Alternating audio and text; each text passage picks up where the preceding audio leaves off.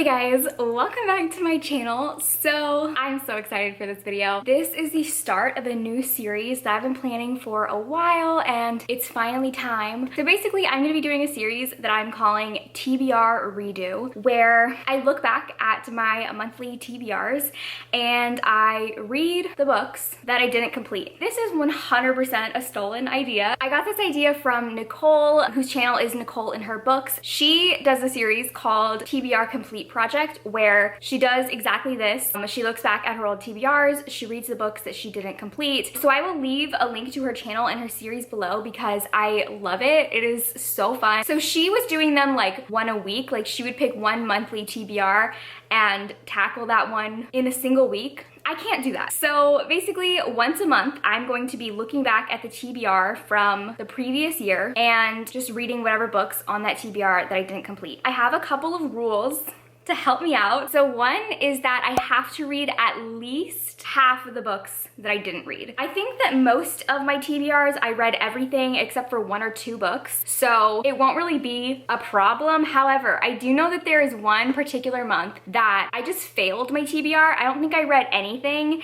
and so to save myself from having to read 8 books, I'm gonna make the rule that I have to read at least half. The second rule is if I completed all the books on that TBR, because I do know that there's some months that I read everything, then I will open up my top books I want to read in 2021 video, and I have to read at least one book off of that. So yeah, I've been like really excited for this, and I've been holding off trying to rewatch my old TBRs so I don't spoil myself on what the books are. So we are just going to open up my 2020 March TBR. This was the very first TBR that I did in my new like style of how I do my TBRs. So because it was the first, I don't remember how it went. It could have gone really well, and that's why I kept doing it, or it could have been bad. I literally do not know. I feel like my TBR videos are the videos that I think about the least because I film them, I edit it, I post it, and then I never think about it again.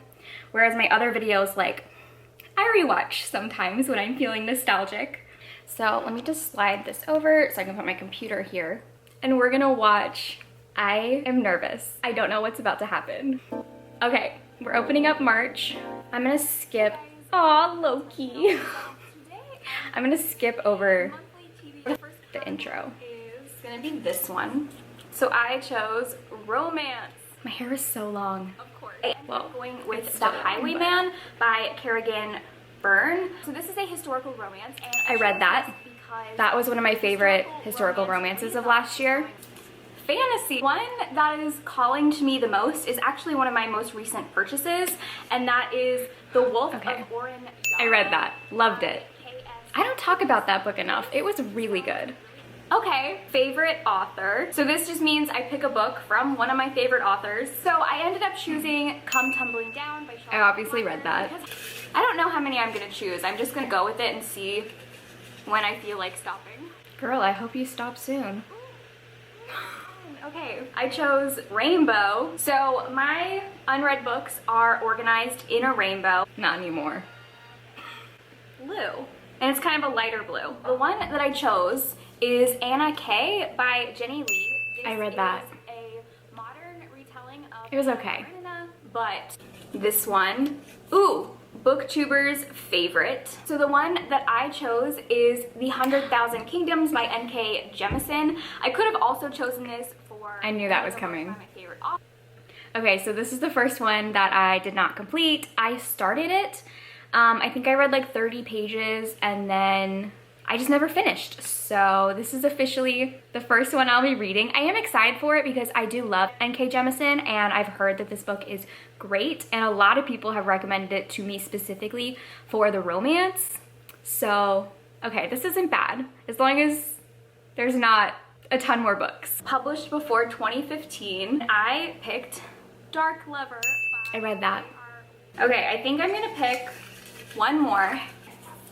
Oh, okay. I picked most recent purchase. I have 2 books that are my most recent purchases. The first one is Jade War by Fonda Lee. This is the sequel to Jade City. Girl, don't do it. I loved. It's one of my favorite fantasy books.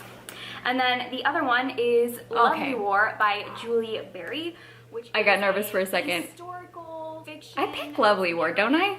Oh my god, now I'm not sure. So between these two, let's see, let me look at, I have two kind of denser fantasy books already on my TBR, so I don't think I'm gonna choose this one. Put it down. So yeah, let's go with Lovely War. I'm very excited about this. Good choices. Okay, I read Lovely War. I really enjoyed it. The reason I was very against Jade War is because I love Jade City. That's the first book in the series, but I read it like in 2017.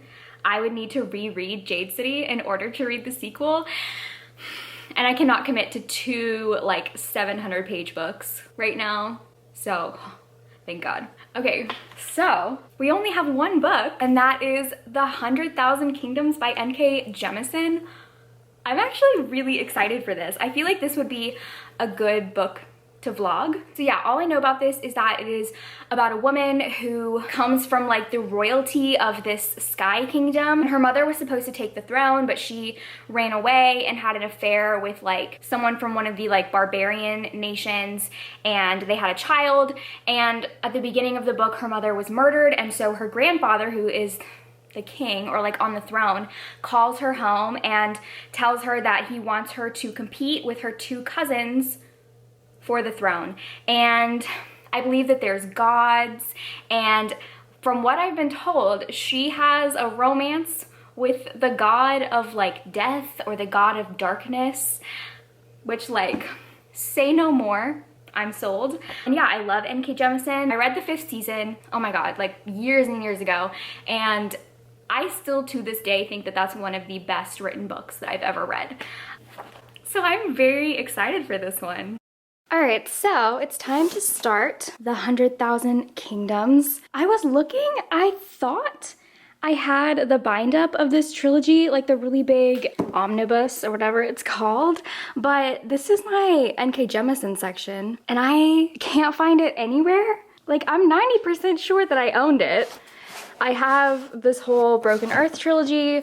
I have her Dreamblood duology bind up, and I thought I had the Inheritance trilogy, which is what this is, because I'm pretty sure I bought it at a Half Price Books, but I literally cannot find it anywhere. And like, you'd think I'd be able to easily find it because it's so big, but I can't find it. And I don't think I would have gotten rid of it, so I don't know if I'm just making it up that I owned it. But it's fine, because I have the first book. But I was like, what if I love this and I want to read the rest of the trilogy? I don't know, am I going crazy?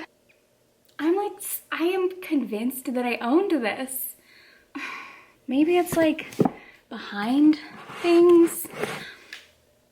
Y'all need to tell me if you have ever seen me haul this series, because I've always thought that I owned it. And I can remember being at a Half Price Books and holding it in my hands and thinking, oh, I should just buy this because it's cheaper than buying the second and third books.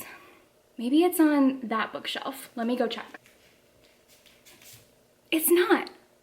Okay, now I'm just like questioning my own reality, because I swear I owned this. Oh my god, this is gonna bug me. Okay, well anyways, I have the first book at least, so I'm gonna start this today. I'm really excited. Let's move out of my bookshelf. When I had read this or started reading this a year ago, I think I only read like 30 pages, so I genuinely remember nothing. Ooh, oh my god, exciting. There's like historical records in the back and a glossary, and oh, that always makes me so excited when I go into a fantasy book and there's like additional information. Okay, so I am, oh my god, I always do this. You guys, I need to start using bookmarks. I feel like every single one of my vlogs, I'm like, okay, where was I? Where was I? Okay, I am on page 56, chapter 6, and I'm really enjoying this so far. My only experience with N.K. Jemisin is the Broken Earth trilogy, and that one, like the 5th season, is so complicated, and it took like 100 pages to really, for me to like understand what was going on. So I kind of was expecting that to be the same in here. I was expecting to not really understand the world for a while, but I feel like I have a good grasp of this world and what's going on. I don't feel confused. Oh my god, is this her debut book? I did not know that. Oh my God, this is her first book. Exciting. Okay, well that makes me even more impressed because it's great so far. The writing is amazing. Like it has her very, like her signature, very rich, layered writing. But I also feel like this is a lot more accessible than the 5th season, because that is the type of book that I would not recommend to everybody. I love it, and I personally think it's like the best written book ever, but it is super complicated, and I don't think everyone would enjoy it. Whereas this, at least so far, it feels a lot easier, but it's still just as rich, and the writing is amazing, and the world building, oh my God, N.K. Jemisin is literally like, if you want to learn about world building, I feel like you should just read her books and study the way that she does it, because it is so genius. To kind of give you guys a more accurate summary of what this is. So basically, this is a world where there were once 3 ruling gods. 2 of them had ruled for a very long time before there were ever like humans, and one of them was a god of light and the other was a god of darkness. They were enemies, and then they were in love, and then a 3rd god was made, and she decided to create humans. The god of light got jealous and didn't want to share the god of darkness with somebody. And so something happened. I don't know what it is yet, but now that 3rd god was killed and the god of darkness is enslaved, and the god of light is the only ruling god. So then we have all of these kingdoms, and the ruling kingdom is in this really majestic city called Sky, because it's like actually in the sky. And so the main character, there's no pronunciation guide, so I might say everyone's name wrong. It's about a woman named Yen. Yaney? I'm gonna go with Yaney. Does that sound right? This is why everyone needs to put a pronunciation guide, because I could go with Yen or I could go with Yaney, and they're both very different. Which do I like better? I'm gonna go with Yaney.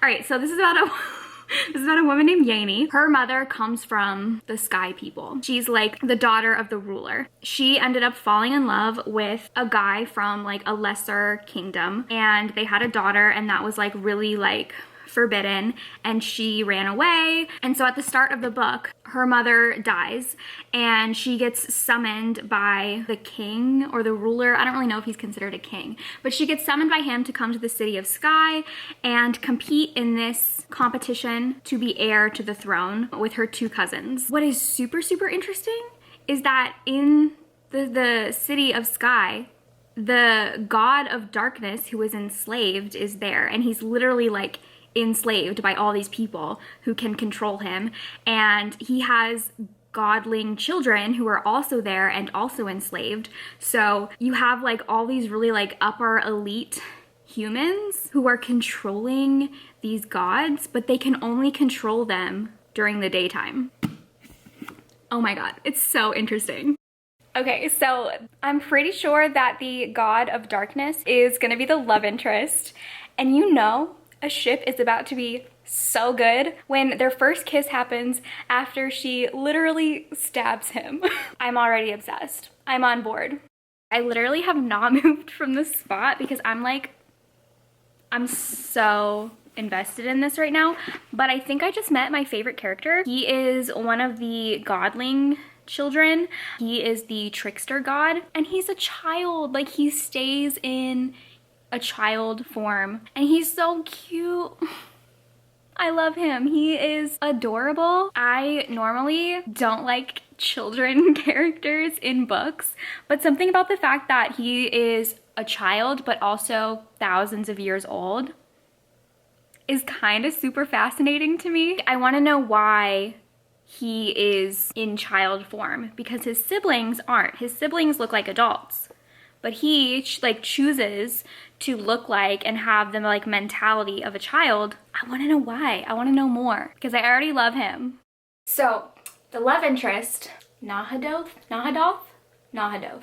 He's the god of darkness. I love him. He is like super terrifying, but super tortured. And what's so funny is that the main character is so relatable because she's like, he could kill me.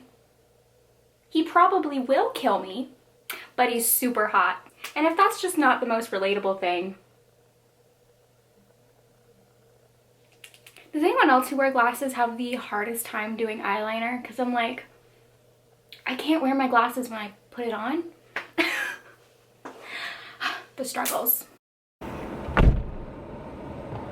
right, I've had kind of a crazy day. Ooh, what did I get? I got a new drink at Starbucks. I'm so basic. I always get the same like 3 drinks. I always get a white chocolate mocha. Then if it's Christmas time, I get a salted caramel mocha. And then I'll occasionally get their cold brews. And that's all I get. But I decided to try something different today. I got cinnamon dulce latte. 2 pumps cinnamon dulce, 2 pumps toffee nut, 2 pumps caramel. I don't know. I don't know if that's actually like a drink or if I made it up. I kind of was just like feeling fancy. But it's really good. It honestly tastes like gingerbread. Anyways, you guys, today has been such a good day. So first, I signed the lease on my new apartment. It's my dream apartment. I can't wait to show you guys. It's so nice. It literally has everything that I wanted. And it's been so stressful looking for apartments because I was just like not finding anything. Everything that I was finding was like perfect in some aspects, but then horrible in other aspects. It was just a nightmare. But I found this perfect apartment and I signed the lease this morning. So that's exciting. But then I checked my channel because I know that I've been creeping up on 50,000 subscribers. You guys, I hit 50,000 subscribers this morning. I'm kind of like, I feel 2 different, very conflicting ways about this because on the one hand, I'm like, oh my God, that's so exciting and crazy and unbelievable. But on the other hand, it makes me super nervous because I feel like this is a good spot. Like this is a good audience. I'm happy with this number. I'm cool if I don't grow anymore. I'm cool if my channel just maintains what we're at and doesn't get any bigger. Am I crazy in thinking that? Like, I don't want my channel, this sounds so stupid. This sounds so stupid. I'm literally sitting here like, I don't want my channel to grow anymore. But like, I look at bigger booktubers and their channels and I don't want that. I don't want 100,000 subscribers. It gives me anxiety thinking about that. Because I can barely keep up with what I got going right now. I don't know. Am I crazy? Does anyone else feel that way? Like, the thought of my channel getting bigger than it already is scares me. But I don't want to stop it from growing, because that's so counterintuitive to how YouTube is supposed to work. Like, I feel like the whole way that YouTube works and the way that people have a mindset on YouTube is like, you hit a milestone and it's like, okay, what's the next milestone? What's the next number? And I'm just like, can we stop? Can this be enough? But anyways, thank you. Like, I just want to say thank you to everyone who has subscribed to me, whether you're a new subscriber or you've been here for years. Thank you. I love my audience. I'm like really privileged in that I feel like my subscribers are really great people. Like, y'all are never mean to me. I'm gonna catch you guys when I get home because a bunch of people just like came and parked right next to me and they're not leaving and I feel weird. So I'm gonna head home and I'll talk to you guys when I get there. I can't remember what we were talking about in the car, but I'm getting the keys to my new place in a week. So my apartment's like kind of a disaster right now because I've been packing. It kind of sucks. Basically, I'm paying rent on 2 apartments for 2 months, which is not ideal because I still have my lease on this place until the end of May, and then I get the keys to my new apartment in a week. So that wasn't ideal to be paying double rent for 2 months, but this place that I got is just like so perfect, and it was literally the only apartment that they had available on the whole property because it's a really new building and it's super nice, and so like people were like very quickly signing leases. But I'm just really excited to get into that place. I have a lot of ideas of like different decor and like renovations that I want to do, which actually brings me to the sponsor of this video, which is Skillshare. Skillshare is an online learning community with thousands of inspiring classes for creative and curious people. Explore new skills, deepen existing passions, and get lost in creativity. They have a wide range of classes from topics such as illustration, graphic design, photography, lifestyle, productivity. It's curated specifically for learning, meaning there are no ads and they're always launching new premium classes so you can stay focused and follow wherever your creativity takes you. And it is less than $10 a month with an annual subscription. No matter what 2021 brings, you can spend it creating something meaningful with Skillshare's online classes because time is what we make it. I was actually looking at the classes that Skillshare has for like home design and interior design, and I found a class that's actually for renter-friendly design things. It's called Design for Renters, Reversible Interior Design, and it has all these different like renovations that you can do that are renter friendly and aren't permanent. So she has lessons on doing like peel and stick wallpaper and how to change out light fixtures and a whole lot of different like design renovation elements that won't cost you your security deposit. So yeah, I'm definitely, once I move into that place, I'm going to be implementing a lot of the stuff that I learned from her class, and I'm really excited. I've always wanted to have like a wallpaper accent wall. So the first 1,000 people to click the link in my description will get a free trial to the premium membership of Skillshare.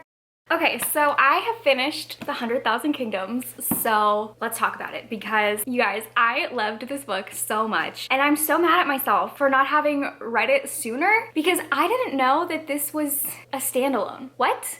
This is not a continuous trilogy. It's a trilogy of companion books. So the next book and the third book don't follow these same characters. They follow totally different characters. And this story concludes. If I had known that, if I had known that this was a companion series, I would have read this years ago. And I think, I didn't want to like spoil myself on who the next books are about, but I think the third book is actually about the trickster god character, who is my absolute favorite. So I'm definitely gonna be continuing with this series, but I don't know who book 2 is following. I also feel like this would be a really great book for people who, if you read a lot of YA fantasy and you're looking to try to get into adult fantasy, but you're intimidated for whatever reason, I feel like this would be a good one to start with because there was just like a lot of tropes that I feel like you see over and over and over in YA fantasy, but done in a slightly more adult style. If you're coming from YA fantasy, you will be obsessed with the love interest. Something that I found really interesting about this, because I haven't read a lot of books where gods are actually the main characters. I've read a lot of fantasy books where there are gods. They're like not central characters. They're kind of like faraway beings that people just know about. But in this, the gods are main characters. And it was really interesting to be following god characters because they would do things or say things where I'm like, that is so messed up. But then I would have to remember that they are gods. They don't have like the same moral and ethical dilemmas that humans have. That's like a human trait. Gods are like, they don't care. They don't care. They just do whatever they want. And for the romance, because this was recommended to me a lot as a fantasy with a strong romance plot, I really loved the romance. Let me just say, the sex was so good. Homegirl actually astral projected through time and space. She was just up in the stars, looking into the inside of the universe. I loved this. I feel like I want to give it 5 stars because I genuinely can't think of anything that I disliked about it. Yeah, you know what? I'm gonna give it 5 stars because this was so good. And I feel like the fact that it does have a conclusion and the story wraps up makes me like it even more because y'all know I struggle with series. I never finish series. I never read sequels. So I like when a story can be self-contained with the option of more. And I feel like that's what this gave us because there's more in this world that can be explored. There's little threads that were left open, but the general story in here does have a conclusion. This was fantastic. Oh my God. I'm so excited I'm doing this series because all of these books that were in my previous TBRs were obviously ones that I really wanted to read. That's why I chose them for my TBRs, but I didn't get to them for whatever reason. So I feel like the series is just such a good way to like push me to actually read those books that I really wanted to read, but at the time I didn't prioritize enough. Definitely make sure to check out Nicole's channel as well as her series, the TBR Complete Project, because this was totally her idea and her series is just so much fun. So next month I will be doing my TBR redo for April. I don't know what it's gonna be. Nobody go like look at it and spoil me because I want it to be a surprise. But I hope you guys liked this video. I hope you guys are excited for the rest of the series like I am. Thank you guys for watching and I will see you in my next video. Bye!